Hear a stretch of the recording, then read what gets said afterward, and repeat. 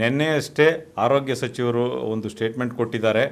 ಈ ವೈದ್ಯಕೀಯ ಕಾಲೇಜುಗಳೇನಿದೆ, ಸರ್ಕಾರಿ ವೈದ್ಯಕೀಯ ಕಾಲೇಜುಗಳು, ಅದಕ್ಕೆ ಅಟ್ಯಾಚ್ ಆಗಿರೋವಂಥ ಒಂದು ಆಸ್ಪತ್ರೆಗಳಲ್ಲಿ ಏನು ದರ ನಿಗದಿಯಾಗಿತ್ತು ಅವನ್ನೆಲ್ಲ ಒಂದು 10-20% ಜಾಸ್ತಿ ಮಾಡ್ತೀವಿ ಅಂಥೇಳಿ. ಆದರೆ ಇದು ಬಡವರಿಗೆ ತುಂಬ ಹೊರೆ ಆಗುತ್ತೆ.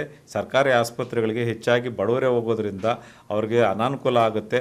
ಹಾಗಾಗಿ ಈ ಒಂದು ದರ ಏನು ಏರಿಕೆ ಮಾಡಿದಾರಲ್ಲ, ಇದನ್ನು ಈ ಕೂಡಲೇ ಹಿಂಪಡಿಬೇಕು ಅಂತ ಹೇಳ್ಬಿಟ್ಟು ಆಮ್ ಆದ್ಮಿ ಪಾರ್ಟಿಯ ವೈದ್ಯಕೀಯ ಘಟಕದ ಅಧ್ಯಕ್ಷರಾಗಿರೋ ಡಾಕ್ಟರ್ ಕೇಶವಕುಮಾರ್ ನಾನು ಆಗ್ರಹ ಪಡಿಸ್ತಾ ಇದ್ದೀನಿ. ಇದಲ್ಲದೆ ಈಗಾಗಲೇ ಏನು ಸರ್ಕಾರಿ ಆಸ್ಪತ್ರೆಗಳಲ್ಲಿ ಏನು ಅವ್ಯವಸ್ಥೆ ಇದೆಯಲ್ಲ ಅದನ್ನೆಲ್ಲ ಸರಿಪಡಿಸಬೇಕು. ಆರೋಗ್ಯ ಮಂತ್ರಿಗಳು ಎಲ್ಲ ಆಸ್ಪತ್ರೆಗಳನ್ನು ಸಾಧ್ಯವಾದಷ್ಟು ಜಿಲ್ಲಾ ಆಸ್ಪತ್ರೆಗಳು ಮತ್ತು ಈ ಮೆಡಿಕಲ್ ಕಾಲೇಜ್ ಹಾಸ್ಪಿಟ್ಲ್ಗಳನ್ನ ವಿಸಿಟ್ ಮಾಡಿ ಅಲ್ಲಿ ಏನು ಅವ್ಯವಸ್ಥೆಗಳಿದೆ ಅಂತ ನೋಡಿ ಕೂಡಲೇ ಅದನ್ನು ಸರಿಪಡಿಸಿ ಸರಿಯಾದ ಸೂಕ್ತವಾದ ಮೆಡಿಸಿನ್ಸ್ ಕೂಡ ಸಿಗ್ತಾ ಇಲ್ಲ ಈ ಆಸ್ಪತ್ರೆಗಳಲ್ಲಿ.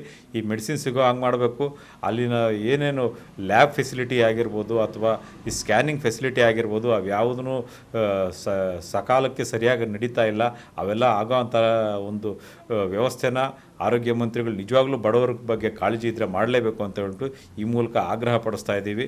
ಈ ಒಂದು ನಿರ್ಧಾರ ಕೂಡಲೇ ಮಾಡಿ ಸರ್ಕಾರಿ ಆಸ್ಪತ್ರೆಗಳಲ್ಲಿ ವ್ಯವಸ್ಥೆನ ಸರಿಪಡಿಸದೇ ಇದ್ದರೆ ಆಮ್ ಆದ್ಮಿ ಪಾರ್ಟಿ ರಾಜ್ಯಾದ್ಯಂತ ಹೋರಾಟ ಮಾಡಿ ಆಸ್ಪತ್ರೆಗಳ ಮುಂದೆ ಧರಣಿ ಮಾಡಿ ಆದರೂ ಬಡವರಿಗೆ ನ್ಯಾಯ ದೊರಕಿಸ್ಕೊಡ್ತೀವಿ ಅಂತ ಹೇಳ್ಬಿಟ್ಟು ಈ ಮೂಲಕ ನಾನು ಹೇಳ್ಕೊಳ್ತಾ ಇದ್ದೀನಿ. ನಮಸ್ಕಾರ.